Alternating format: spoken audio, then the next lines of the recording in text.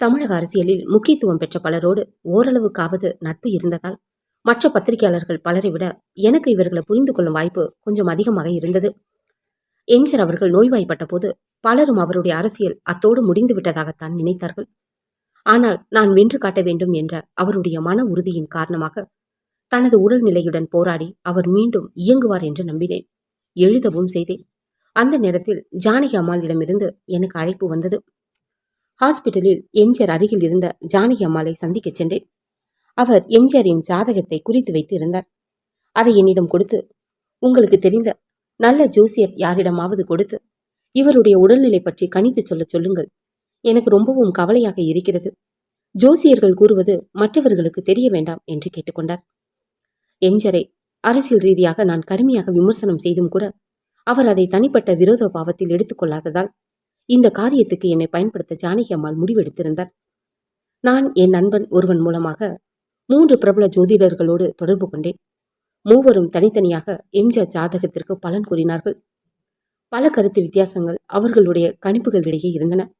ஆனால் 3 விஷயங்களில் அவர்கள் மூவருடைய கணிப்பு ஒன்றை ஒன்று பெரும்பாலும் ஒத்திருந்தன.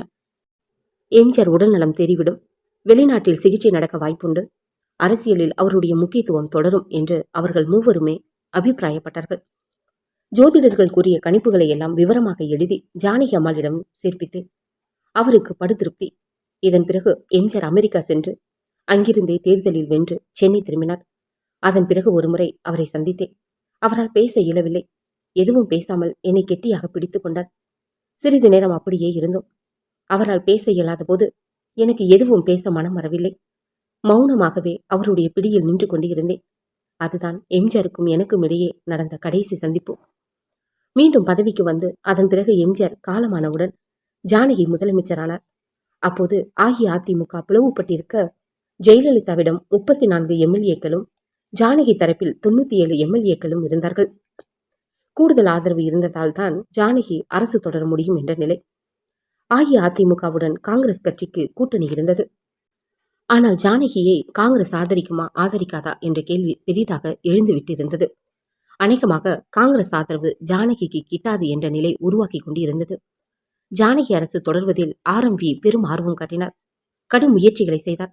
தான் எந்த இழப்பை சந்தித்தாலும் பரவாயில்லை, இந்த அரசு தொடர வேண்டும் என்று முடிவெடுத்து காங்கிரஸ் ஆதரவை பெற அவர் செய்த முயற்சிகள் கொஞ்சம் நஞ்சமில்லை. ஜானகி அரசு அப்போதைக்கு தொடர்வதுதான் தமிழக அரசியலுக்கு நல்லது என்ற எண்ணம் எனக்கு ஏற்பட்டிருந்ததால் நான் RMVயை சில முறை சந்தித்தேன். அந்த அரசு தொடர வேண்டும் என்று நான் நினைக்க காரணம் இதுதான். ஒரு தேசிய கட்சி தமிழகத்தில் ஆட்சி அமைக்க வேண்டும் என்ற விருப்பம் எனக்கு எப்போதுமே உண்டு. தப்பி தவறி அது நடந்தால் காங்கிரஸ் மூலமாகத்தான் நடக்க வேண்டும் என்பது அப்போது இருந்த நிலை. இரு கழகங்களே ஒன்றுக்கொன்று மாற்றி என்ற நிலை நீடிக்கும் வரை தேசிய கட்சி ஆட்சி அமைப்பது நடக்காத காரியம் என்ற உண்மையை நானும் உணர்ந்திருந்தேன். எம்ஜிஆர் மறைந்து அஇஅதிமுகவை பலவீனமாகவே வைத்து அதன் உதவியை பெற்று ஆட்சி அமைக்க காங்கிரசுக்கு ஒரு வாய்ப்பு தோன்றி இருக்கிறது. அதை நழுவ விடக்கூடாது என்று நான் நினைத்தேன். ஆனால் காங்கிரஸ் கட்சியோ ஜானகியை ஆதரிப்பதில்லை என்ற முடிவுக்கு வந்து கொண்டிருந்தது. அந்த நேரத்தில் டெல்லியில் இலங்கை அதிபர் ஜெயவர்தனேவுக்கு ராஜீவ்காந்தி ஒரு விருந்து கொடுத்தார். அழைக்கப்பட்டிருந்த மிக சிலரில் நானும் ஒருவன்.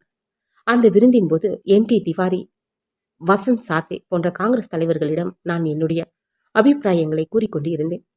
வசந்த் சாத்தே, நீ இதை ராஜீவ்காந்தியிடம் சொல் என்று வற்புறுத்திவிட்டு ராஜீவிடம் சென்று உங்களோடு தனியே பேச விரும்புகிறார் என்று சொன்னார். ராஜீவ்காந்தியும் நானும் விருந்து நடந்த காலில் ஒரு ஒதுக்குப்புறத்துக்கு போனோம். அவர் என்ன விஷயம் என்று விசாரித்தார். நான் என் கருத்தை விவரித்தேன். ஜானகி அரசை ஆதரிக்காமல் அது கவிழ்வதற்கு வழி செய்ய நீங்கள் முடிவெடுத்து விட்டதாக தெரிகிறது. இது காங்கிரசுக்கு நல்லதல்ல என்பது என் அபிப்பிராயம். மற்ற மாநிலங்களில் இருக்கக்கூடிய காங்கிரஸ் அரசுகளை விட உங்களிடம் அதிகமாக கீழ்ப்படிந்து அந்த அரசு நடக்கும். அதனால் தமிழகத்தில் காங்கிரஸ் வளர்ச்சி பெற வாய்ப்பு உருவாகும். ஒரு நிபந்தனையுடன் நீங்கள் ஜானகி அரசை ஆதரிக்கலாம்.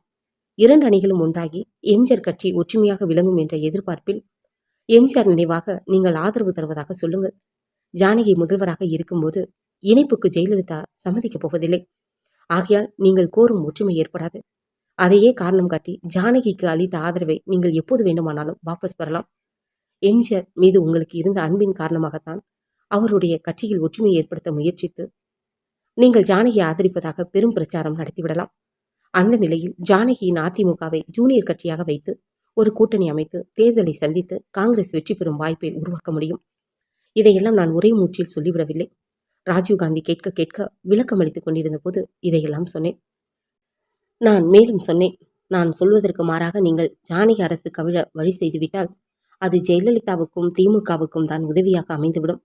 தமிழகத்தில் திமுக அல்லது அதிமுகவுடன் ஒரு கூட்டணியில் ஜூனியர் கட்சியாக இடம்பெறுவதுதான் காங்கிரசின் தலையெழுத்து என்ற நிலை உறுதி செய்யப்பட்டுவிடும். ஏனென்றால் ஜானகி அரசு கவிழ்ந்தால் ஜெயலலிதா வலுவடைவார்.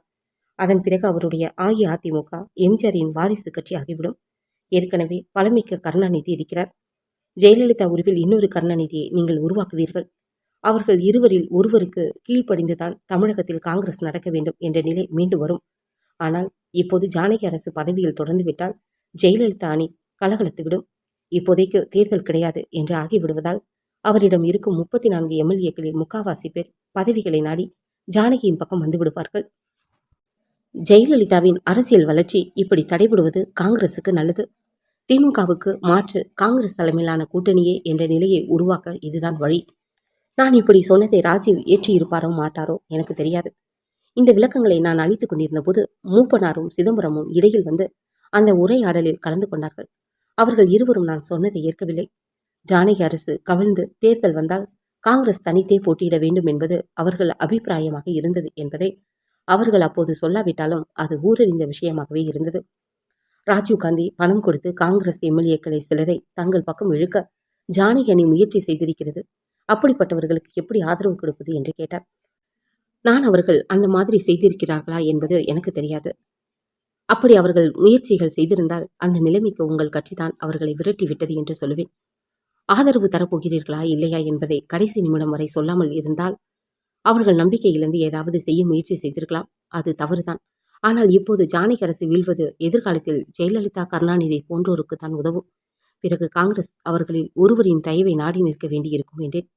மூப்பனாரும் சிதம்பரமும் என் கருத்துக்களை எதிர்த்து ராஜீவ்காந்தியிடம் பேசினார்கள். ராஜீவ்காந்தி தீர்மான பதில் எதையும் என்னிடம் கூறவில்லை. மேலும் சில முயற்சிகளை செய்துவிட்டு நான் சென்னை திரும்பினேன். காங்கிரஸ் ஜானகி ஆதரிக்க மறுத்தது. ஜானகி அரசு அல்பாயுசில் விழுந்தது. அது எதிர்காலத்தில் ஜெயலலிதாவுக்கு உதவியது, கருணாநிதிக்கும் உதவியது. ஆனால் காங்கிரசுக்கு உதவவில்லை.